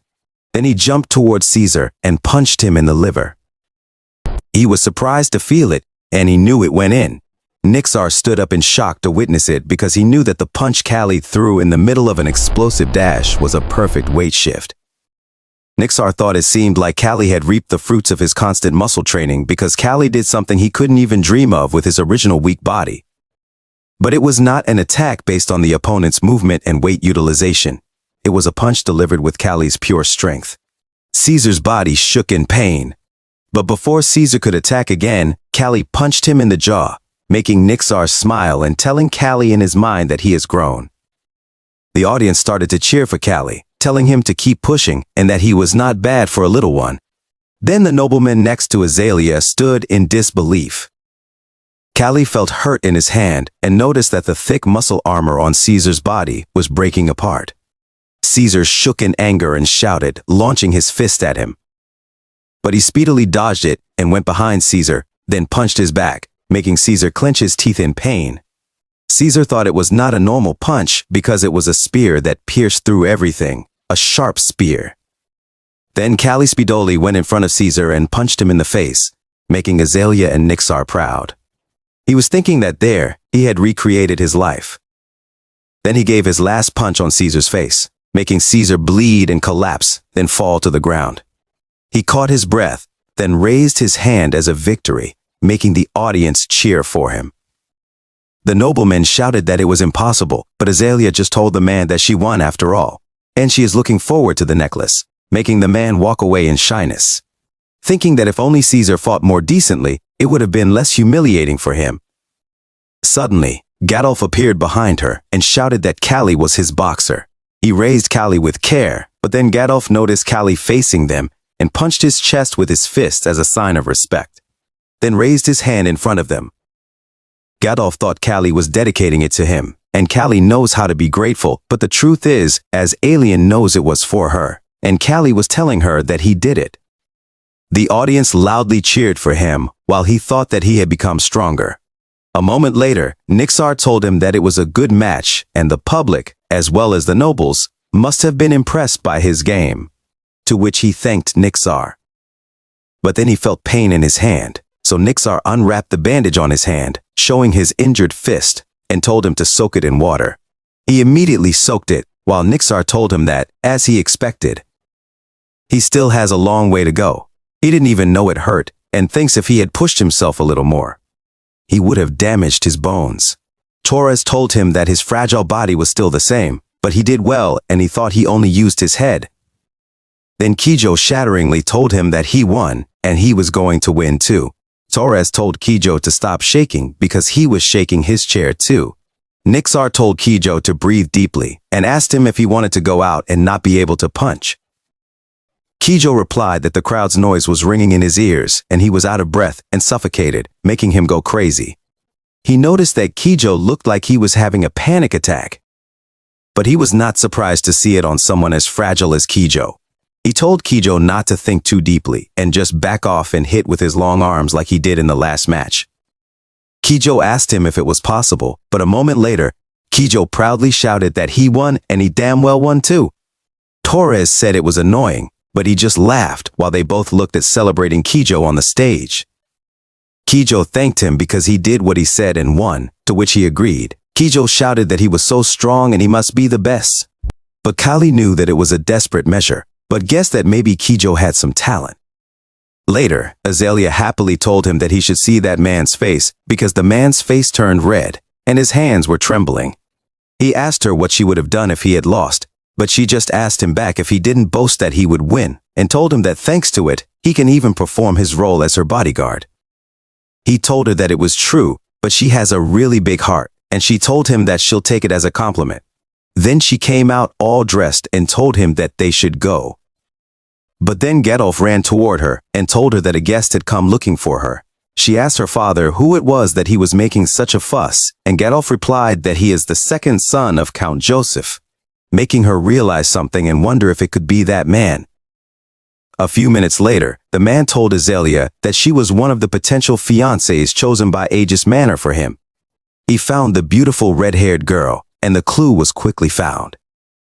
Then the man introduced himself to her formally as Wyland Joseph, the second son of Count Joseph. She knows that Wyland knows that she was a girl from a powerless barren family, and Wyland is getting cocky. The Joseph family is a prestigious family with considerable influence in central politics, and she knows that her father must be happy to find a grooming candidate. But she was upset thinking that her father is acting like a greedy person. Then Wylan gives the ruby necklace he promised to her, and tells her that, as she said, the craftsmanship is good, and it suits her red hair well. She takes it feeling embarrassed, but she still thanks Wylan and tells him that he is an honorable person who keeps his promise. Then she told him that she'll be going now, but Wylan told her that although he lost the bet, he wanted to ask her if she would give him the honor of walking with him, if she didn't mind. She wanted to run away before Wylan said it, but her father noticed her being silent, so Godolph grabbed her hand and told her that she looked like she was too embarrassed to speak. Then he told Wylan that they'll prepare right away, to which Wylan agreed and told him to take their time. Inside the mansion, Godolph shouted and asked Azalea what she was talking about, but she just told her father that she has no intention of spending time with that person. Godolph told her to wait for a minute and asked her if she wouldn't spend some time with Wylan just once for her father's sake. Godolph also told her that she might find some good aspects of Wylan, and he wanted her to live in a better place than August's territory. She looked at her father and told him that just once, but she wouldn't see Wylan again if he came back. Then Gadolf talks to Azalea's maids, making Callie, who witnessed everything, think Gadolf is a pathetic gentleman. He knows that Gadolf runs a training center without knowing much about boxing and only cares about immediate benefits. Also, Gadolf had sold off the apprentices, who were the assets of his estate but somehow didn't go bankrupt. Suddenly, someone told him that, sure enough, that boy boxer was from there, and Wylan told him that no wonder Azalea was so confident when she bet, making him surprised. But then Wylan told him that he felt dirty looking at him and asked if they too conspired to rip him off. Then, he called him a slave bastard with a filthy face and slightly slapped his face, telling him that he better know that he was lucky that time and he'll fall to the ground of the arena soon. Then Wylan walks past him and asks Azalea if they should go, making him peek back in anger. A moment later, Azalea and Wylan were by the lake, chatting, while Callie was lying on the side, wondering if it was okay to leave Azalea alone with the creepy, split-personality kid. Then he looked at the sky and noticed that the weather was nice. Slowly, he fell asleep and dreamt of someone shouting for him to sit down while being hit by someone. Then he hit back the man, and the man fell to the stage while he was thinking of just hitting and beating them, knowing that there was no one who could stand after taking his fists. But it was just his arrogant thoughts. He lived by resorting to violence, hoping for some compensation for his broken fists, and if he could go back, he would never do it again. Suddenly, he woke up and sat up in shock, wondering if it was a dream. He knew that he got a second chance, but if he had gone back to the past, he wouldn't have lived so arrogantly and dirtily. Suddenly, a maid ran toward him in panic and told him that something was wrong. On the other hand, Azalea asked Wylan what he was doing, and he replied that she was spoiled, then asked her if she knew how much that ruby necklace was worth. Then he shouted at her, telling her that if she got it, she had to pay with her body. She angrily told him not to make her laugh because it was an item they bet on and called Wylan a brat. Then she kicked Wylan in his private area, making Wylan clench his teeth in anger and pain. Then he slapped Azalea in the face. Callie, who saw it, was surprised and quickly ran toward them in anger, calling Wylan a nasty name. But Wylan's men stopped him and told him that he couldn't let him get to their lord, calling him a half-baked rookie boxer. But he seriously told them to let him pass now, and he'll let them be.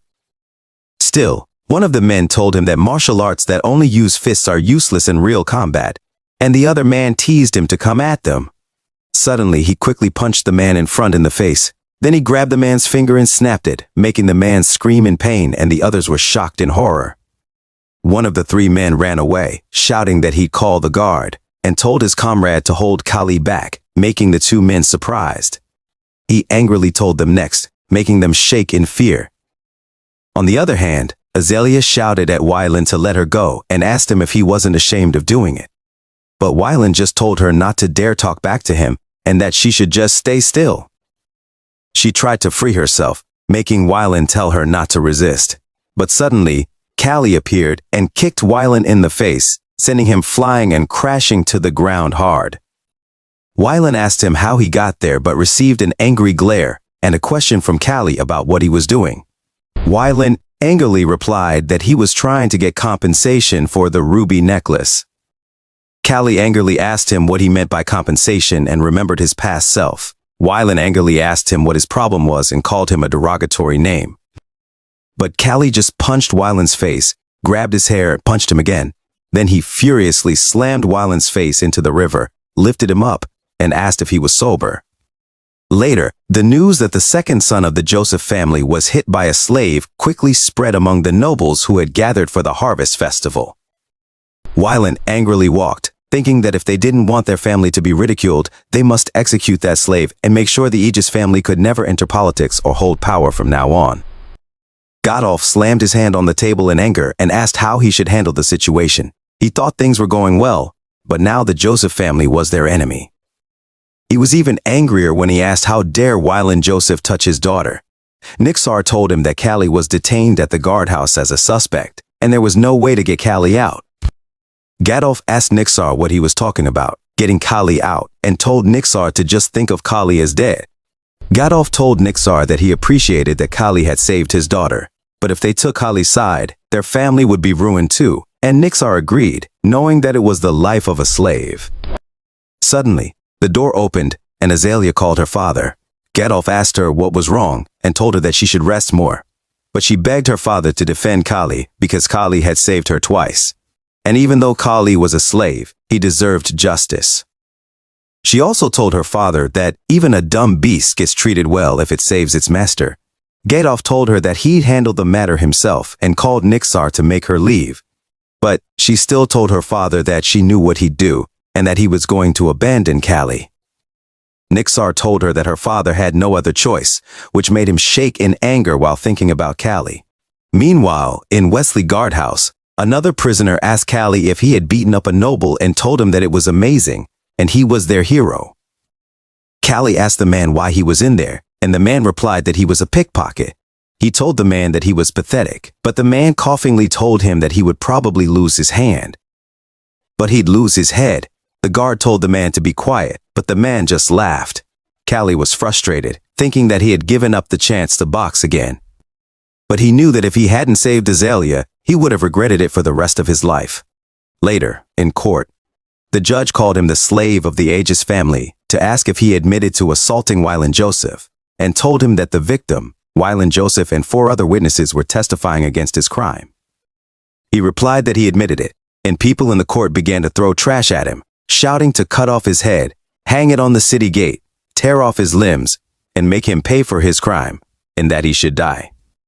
But he just thought they were trashy individuals and asked them in his head if it meant it was okay for Wyland to harm Azalea. The judge told everyone that the court would sentence the slave Callie to death, and if they had any objections, they should speak now. Suddenly, Wesley told the judge to wait and asked if he could say a few words before the verdict. Then he told the judge that Callie, the slave, had committed a serious crime. But it was the harvest festival, a time to show mercy even to beggars. Wesley made it clear that he was not trying to claim innocence, and they should make Callie die like a slave. However, there was a slave named Ogre from Dorman, who had been executed several times. Dorman agreed with what Wesley said.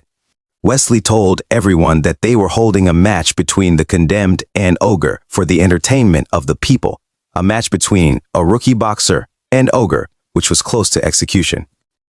Dorman laughingly agreed.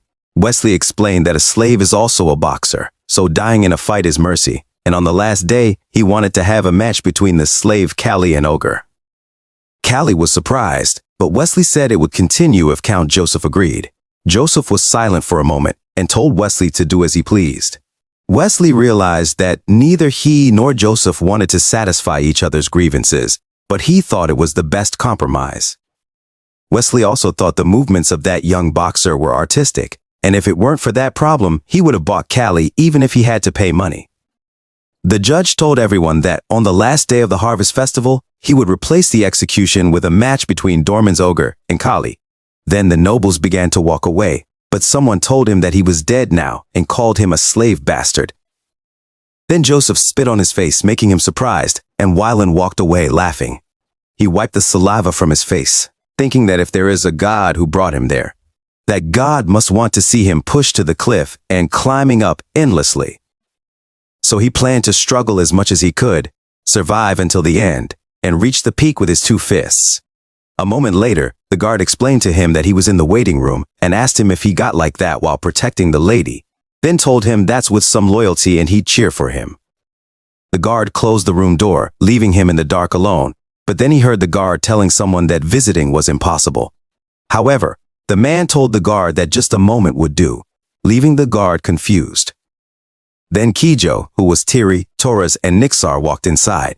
He asked Kijo if he was okay, but then Kijo started to cry while thanking him for helping him last time and was furious, knowing that he hit the guy who deserved it.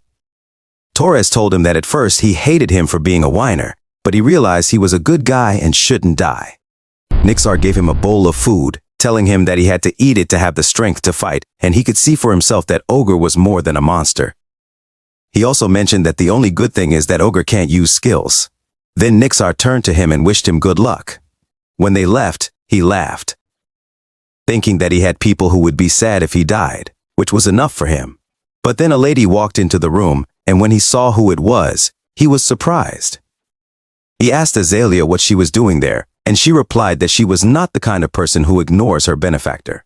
He told her that before she worried about him, she should take care of her modesty first because she got kidnapped by bandits and caught by some jerk. She told him that if he was so worried, then he could protect her from now on. Then she reached for his neck, got closer to him and kissed him on the lips, making him surprised. He asked her what she was doing, but she shouted that she didn't know. Then her tears dropped on the ground while telling him to promise her like he did last time and just promise her that he'll win. He told her that she makes it hard for him to die, even if he wanted to, and that he'll stay by her side until she grows up more. Meanwhile, Dorman told Ogre that it was time to fight and it was an execution, so there was no rope, and he could go wild and kill Kali as cruelly as possible. Ogre threw the meat on the ground and set his foot on the stage while the host shouted that finally, the highlight of that harvest festival. The executioner of Dorman's Ogre. The host called the condemned Kali onto the stage, and the people began to shout to tear Kali apart and show the criminals what they deserved. Hearing the people, Ogre clenched his teeth in anger and screamed loudly. However, Kali was just frustrated that they were noisy while being free and faced Ogre, noticing that Ogre was incredibly large. Kali tore his shirt off, wrapped it around his fist, and knew that with Ogre's physique, he wouldn't need skills. He positioned his fist forward, back his feet to the side, launched his fist and hit Ogre's side. But Ogre just looked at him and punched him, making Kali surprised that Ogre didn't even feel that he hit him. He created distance, avoiding Ogre's attack, but the sand flew in the air because of the attack, making him wonder about the incredible power in Ogre's muscles. Ogre held his side and told him that he would die, but he just told Ogre that God is fair because God gave him a blessed body and took away his intelligence. He knew that weight class was absolute, but humans use their brains to compensate for their disadvantages and create skills, so they were a tribe with tough bones, used to fighting against opponents stronger than themselves. He began to walk toward Ogre, who was looking at him. The people were confused to see it and asked if Kali had lost his mind, thinking he was crazy. Taurus and Kijo were shocked too, and Dorman teasingly asked him if he was giving up on the match, telling him that he was going to die on his own feet. However, Kali continued to stare at Ogre, who was staring back at him.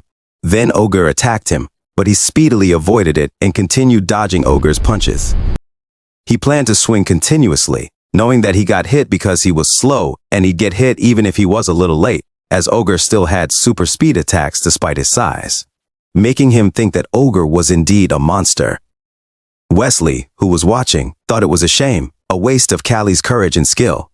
He realized that Kali was not an ordinary person and guessed that maybe this could bring about a new revolution in boxing. He saw that, rather than Kali delivering a final blow, Kali continued to accumulate damage. Ogre tried to punch him, but he continued avoiding it at a speed that made Ogre furiously call him a little rat while attacking. Kali told Ogre in his mind to go wild and get excited because he knew that it became easier to avoid. Then he punched Ogre's side once again, making the other people cheer for him and the others stunned in surprise.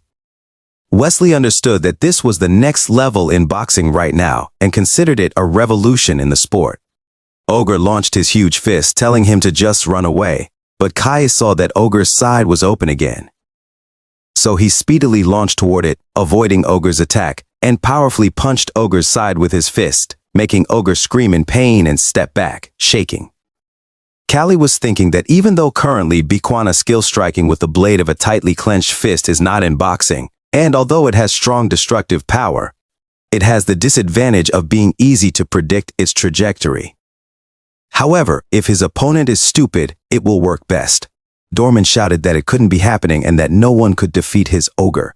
But Taurus thought that Callie was always like this, twisting everyone's hope. A guy who creates variables like eating. Taurus elbowed Kijo, telling him to cheer up because Callie might win at that rate. Callie's great ogre strategy was not to use snapping blows to the brain and neck like usual. The bigger the body, the bigger the effect, and the muscles accumulated more quickly.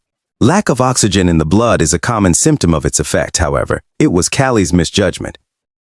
He was shocked that the crazy monster ogre was still moving. He knew he aimed to exhaust ogre, but he was exhausted instead. Ogre punched him, and he realized the danger. He immediately bent his body down to avoid it, but then he couldn't breathe anymore, and Ogre launched his fist toward him. A loud punch sound reverberated everywhere, and he was thrown away hard into the distance.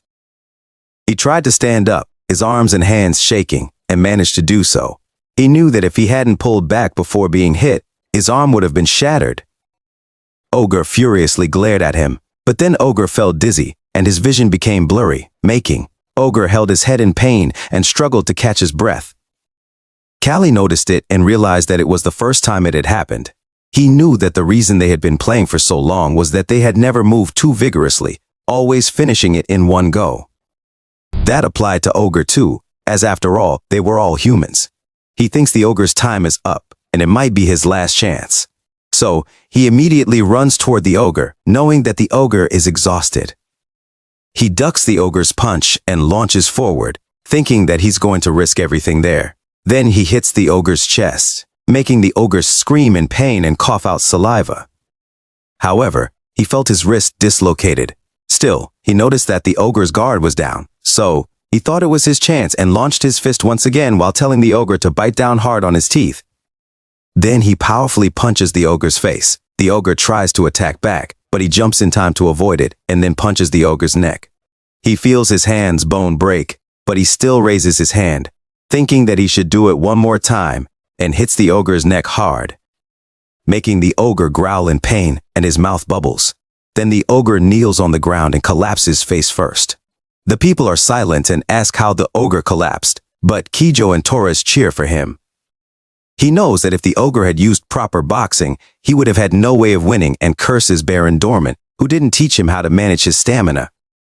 But then the Ogre's hand moves, shocking Taurus and him to see the Ogre standing up in front of him.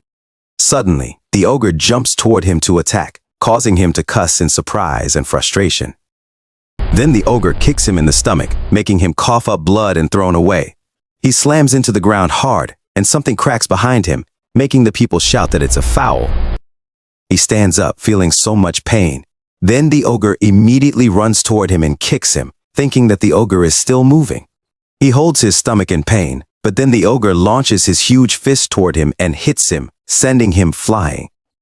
The Ogre clenches his teeth in anger and steps on his one foot, making him wince in pain. Then the Ogre presses his foot on his foot hard, breaking his bone and making him scream in pain. But the Ogre just smiles at him and grabs him by the neck. The Ogre lifts him up, and his foot is shaking in pain, wondering if it's still boxing. He slowly couldn't breathe, but then the Ogre hugged him with his two arms and squeezed him, making him scream in pain. He called the Ogre a son of a jerk and told him to see what he'd do. He then grabbed the Ogre's hair and bit his ear, making the Ogre let him go in pain and hold his ear. He fell to the ground, but he just shakily spit out the Ogre's ear and stood up, while the people shouted that Kali ripped off the Ogre's ear and that Kali is so barbaric. He teasingly told the Ogre that his blood is not green like other orcs, and it was still red while holding sand in his hand. The Ogre glared at him in anger and jumped forward to attack him while shouting at him that he would kill him. He slammed his body into the corner of the stage and threw sand into the Ogre's eyes when he was near him. The Ogre closed his eyes in pain, and he admitted that the Ogre was strong. He punched the Ogre's knee, making the Ogre kneel on the ground, but he still tried to punch him, to which he blocked with his arm. He thought that even though his bones were creaking and his stomach got twisted, he didn't feel hurt.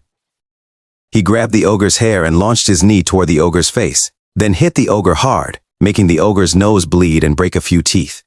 Wesley knew that it was not a battle between a beast and a man because it was a battle of a beast and the best. Suddenly, someone told Callie to win it, and the people began to cheer for Callie continuously while he was busy attacking the ogre on the stage. He powerfully punched the ogre's face, pulled his hand back and punched the ogre's jaw, making the ogre slide back and slowly fall. He told the ogre that he wins and collapsed. He caught his breath for a moment while looking at the ogre who passed out on the stage and shakily raised his hand in victory, making the people cheer happily for him. Joseph was furious to see Kali win, and Dorman was in shock to see his ogre defeated, but Taurus and Kijo were happily calling his name. He slowly walked, but then he heard people walking behind him, and the soldiers told him not to move because they would continue his execution. He noticed that it was the soldiers from Joseph, making him laugh and think that it was the end for him. But then a stone flew toward the stage and hit one of the soldiers. The people started booing and furiously asked the soldiers what they were doing. The people shouted to leave Callie alone, give Callie mercy, and they were cowards. The soldiers sadly bowed their heads and fearfully told everyone that they also wanted to do it, making Joseph angry and asking his soldiers what they were doing. Wesley told Joseph to let Callie live because the Harvest Festival is a festival to win public sentiment, and now the public is giving Callie sympathy. If he kills Callie, that Harvest Festival will be meaningless. Wesley also told Joseph that he thinks he will understand his decision, making Joseph pissed, thinking that he can't cause political trouble with the Duke of Wesley.